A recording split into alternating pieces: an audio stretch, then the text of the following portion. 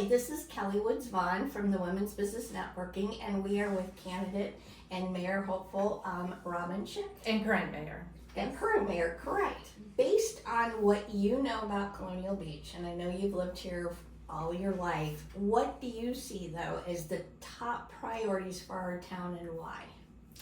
So the top priorities to me are always education, public safety, and health. Okay. And they have to stay at the top of the list all the time, even when they're doing well, because if you have falters in those top things, I think it trickles into your capability to do everything else. Now, the top challenges involved with that is affordability, it is capacity of the town. Obviously, we can't do everything at once, and good management. Understanding some of the challenges as in infrastructure, beaches, erosion, sidewalks, water, sewer, budget, a lot of has been the topics at town council and at people's conversation. With your experience, how do you see any of these being improved upon or eliminated? I don't really see the elimination of any of those items. I think all those things, our infrastructure, our beaches, the sidewalks, so water and sewer, and our budget all are essential, but they all probably can be improved upon. And it's a balance though, right? And so there's obviously been an enormous focus lately on infrastructure, as there should be, because there has also received a lot of funding. We've spent already $3 million on infrastructure. We have another $5 million to continue to do that. Those projects are going to take years. They're still not going to be the end all be all. And so working through that, staying on task with that and doing that responsibly, I think is critical. Improving the erosion issues, that's part of this stormwater and resiliency plan. It's part of the Tetra Tech GIS data that we've collecting. This is all using technology in order to improve the resiliency in our community. One of the biggest things that concerns me about erosion and stormwater though is particularly emergency services, the capability to navigate Colonial Beach during a storm event, and getting emergency services. And like I said, top priority is health, right? Making sure we can take care of one another. And so the rescue squad is in a floodplain. As you know, I've advocated for the squad many times now in my service. And I think it's just absolutely critical that we get them a new facility. We have a lease with them on Colonial Avenue on a property we already own.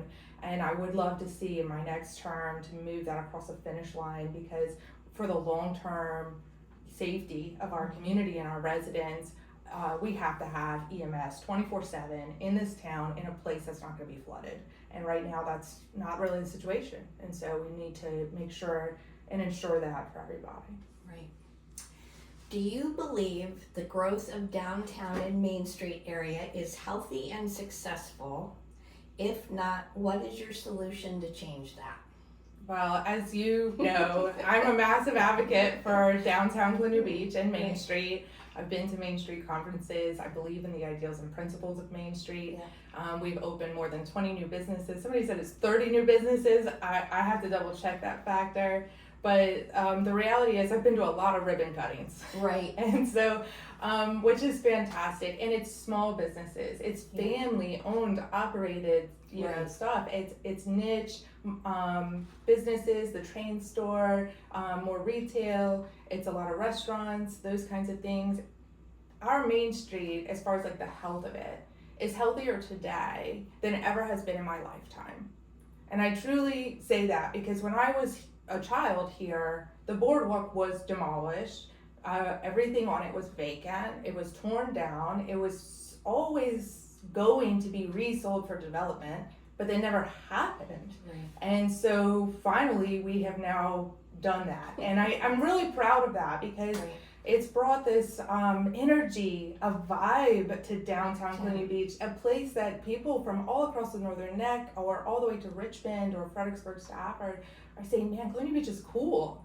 And I think that is just wonderful, and I love that. We have our playhouse down here. You can come out for a date night, you can go shopping, you can go out to eat at wonderful places. It's walkable, sip and stroll. I mean, I'm not saying it's perfect, Right. you know, but I think it's on a trajectory that is just impressive, and it's due to the collaboration of so many people. And so keep up the good work. I'm just sort of a cheerleader and an encourager of that, and let's keep moving forward in that. What is more important? And I know this has been a topic at town council, building more homes or creating more business and commercial space? Yeah, it's a pendulum.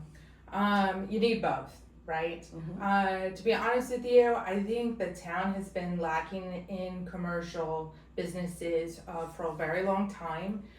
Majority of our revenue basis is on residential, which is a very stable tax base. However, the issue is when you don't have more commerce here, people don't have things to do, they don't have the services that they need. And so it's going to swing a little bit in one way and then hopefully also in the other way. So we need both. We need growth in residential, we need growth in business as well. And particularly, I'd like to hopefully target more healthcare options in business opportunities. And I really mean like small healthcare, because I know we're not going to get a hospital. Let's just be honest about that. We've done market research in that. We're working in partnership with King George to try to draw a hospital, but it's not going to be like in the town of Colonial Beach. Right. So can we get an eye doctor? Can we get a dentist? Can we get a pediatrician? These smaller practices, mm-hmm. and try to attract them that. So that's just one sector of business. I know in the Women's Business Network, we have women that work in healthcare, and we have women that work in these things. And so I just encourage them and their connections and their networking skills to help us with that, because I think that should be a major goal in our business sector as we grow and continue to grow in a modest way in housing too. You know, we have a 10% growth rate. We may reach 15%. That is great in a place where not everywhere in the Northern Neck is growing. There are places in the Northern Neck that are diminishing in population right now. So we're very fortunate to have the growth that we have. You know, in the long term, it protects us. And so, you know, we should continue to grow, not in an exacerbated way, but at a steady rate. Yeah. It is perceived we have a parking issue. Parking for residents, businesses, and visitors is at a minimum. Do you have a solution? What would that be? So can I tell you how excited I am that we're talking about parking? No, I really mean that, because when you're talking about parking, what a great problem to have. Yeah. What a great problem to have. We didn't have a parking problem 10 years ago because nobody was coming downtown, right? Yeah. So what a great topic to have to focus on. And so there are solutions in parking. Obviously, you know, we've done parking study. We had a lot of stakeholder meetings. What we found in that parking study was not that we don't have enough spaces. It's that the spaces are not utilized properly to do what they call perfect parking, which means when one person pulls out, another person can pull in. Right.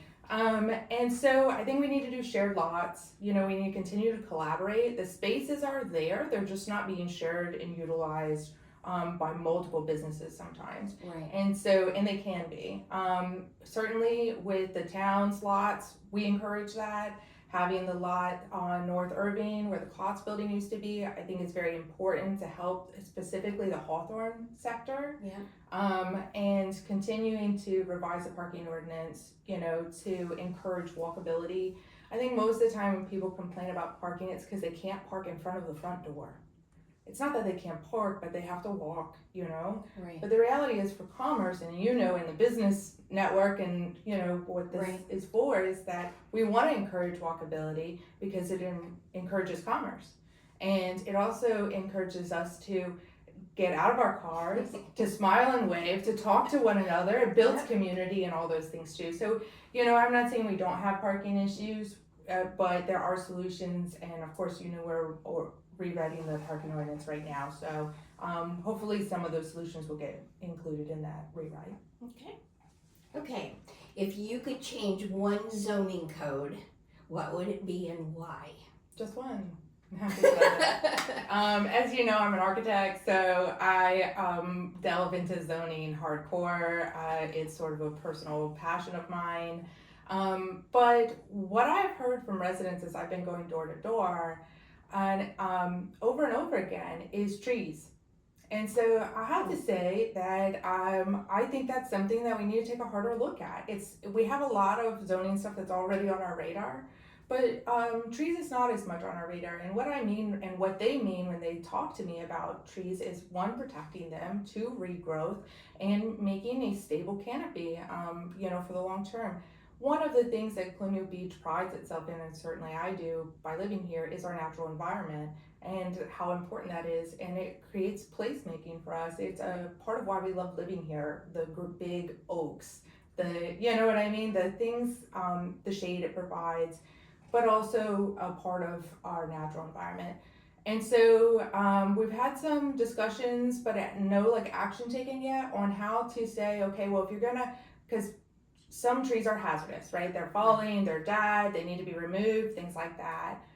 And some lots are very small, right? And so the tree replanting program, to have a 2-for-1, where you have to plant 2 in the place of 1, sometimes on a small lot, it really is then going to create foundational issues. It's going to further diminish the sidewalk problems that we have from root systems and stuff.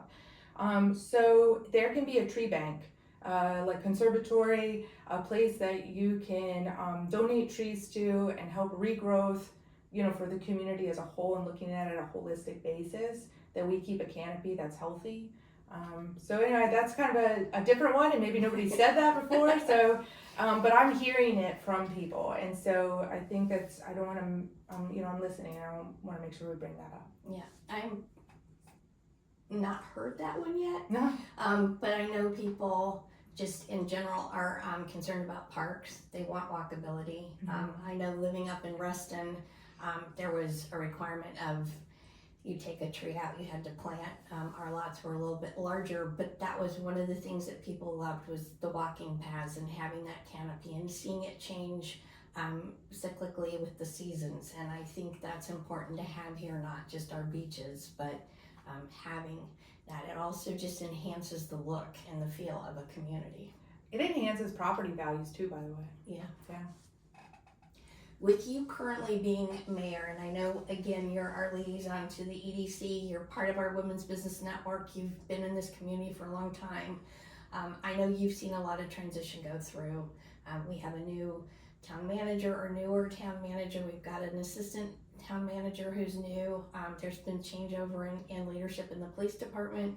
I know that affects a lot of things, but as you see this, and being in your role, do you think there is something that you can do in support of making sure that some of this is, we have a better approach in doing this? Sure.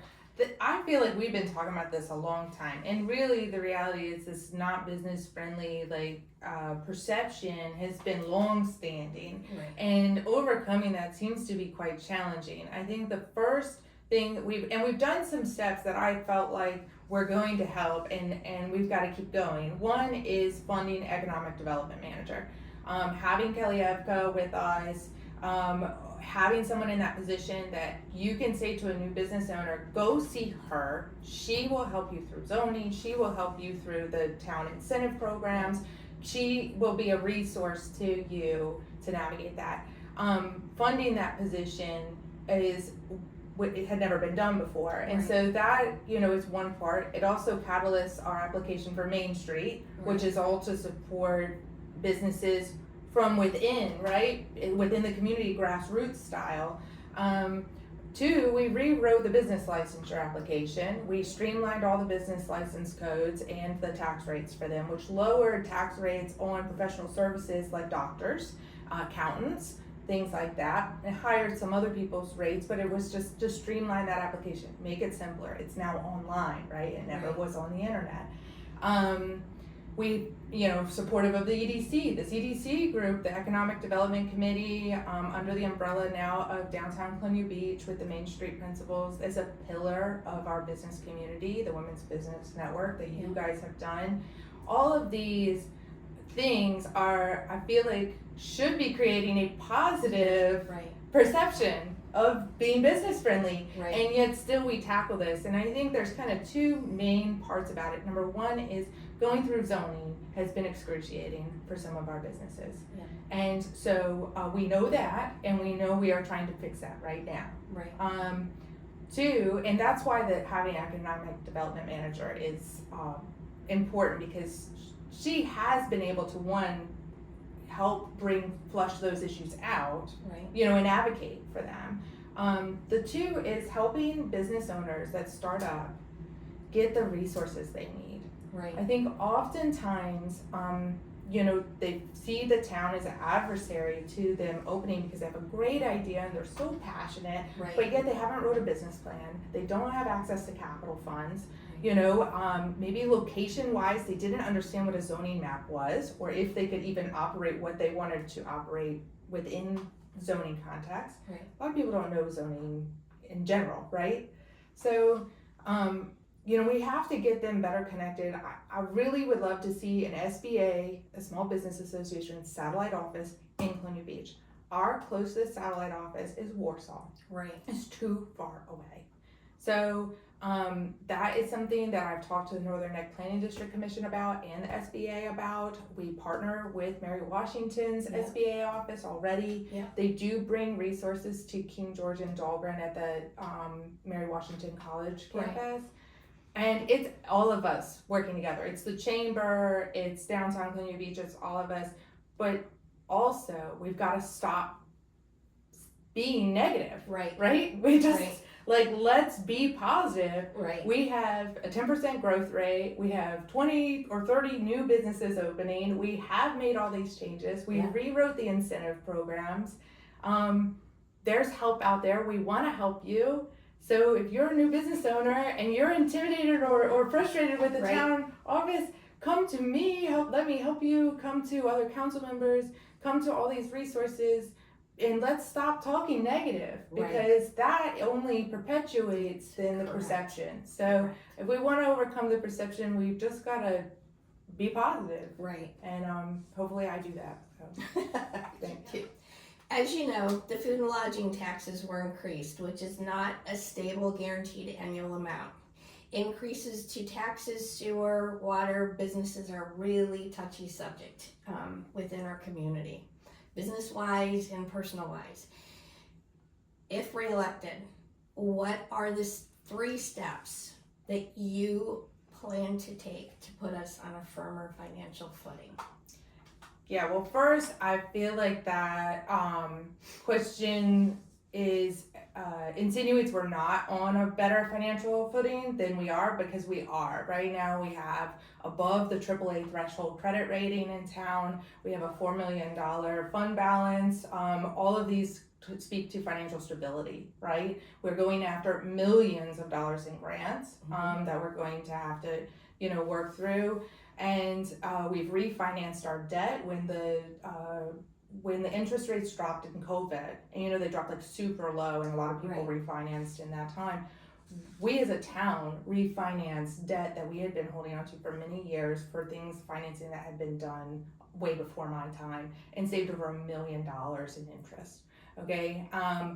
And didn't extend the length of the loans, right? And so we have done a lot of financial policy things to put us on a firmer footing. We now have financial checks and balances we didn't have before. We have thresholds for our finances within all financial policies now that we didn't have before. We have both Davenport and our audit firm reviewing our financials in ways that weren't happening before. We're forecasting interest and debt and all of those things for 20 or 30 years out right now. So in some ways, I just want to tell people, there's so much good that's happening in this. But I will also say that, when we increased the food and lodging tax, part of that was that we're dealing with 16% inflation in the last 4 years. Yep. And the school funding formula from the state has mandated over $1 million in additional funds to the school, which is great. I want the school funded, but we have to pay those bills. Those aren't optional bills. And public safety has gone to $2 million of our budget. Between the school and public safety, it's over half the budget right there. Right. So I don't want to cut any of those things. So we've got to pay our bills. So we have tried to hold back the all of these expenses and tamper down costs as much as absolutely possible. But it's impossible to say we could absorb that amount, right, with nothing. Right. And so the reality is we have to continue to look at ways to grow, because our growth rate is a big reason why we have absorbed those costs. There's a 9% increase in real estate taxes after we did the reevaluation, right, from the school system. That was 2 years ago. We haven't increased real estate taxes at all since then. And yet we've had 16% inflation and 35% increase in the school budget. Right. So how did that get paid, right? Right. And the reality is a lot of this is growth, it's savings, it's the investment. We now have an investment account in our fund balance, goes into an investment account, it closes out every day. And that investment account is gaining us close to $500,000 last year. So that we didn't have an investment account before. You know, that's all generated money that wasn't in your tax bill. Right. Right. And so, and we have to spread the burden, you know, across board. And that's really what it was all about with the meals and lodging. The 1 cent raise there hadn't been done in 10 years. Right. And it was like, well, we've got to kind of we got to lock arms up, right? We need our tourists. We need people from out of town that spend money in town to help too, because they're also still receiving services. Right. They still want the beach raked. Yeah. They still want the trash picked up, stuff like that. So I know you asked for steps on a firmer financial footing, but I really wanted to talk about the things that have been done in the last 4 years, because they're so significant. Right. And I think a lot of people don't know how, and they're so important. And that I don't want to lose those things. We have to keep up with that. Right. We have an audit with 0 findings on it. I mean, that's rare. I think that might be part of it though, because I think and again, you know how negative spin gets out there quicker than the positive. But I want to say I just picked up a couple of tidbits from you that I wasn't aware of. And I think that message needs to go out, that it's more of a positive, and here are the things that we've accomplished. Again, I know there's been a lot of transition and sometimes things just fall through the cracks, but that's really important information to get out there. This is where we are, this is where we've come in 4 years, and this is kind of what our plan is.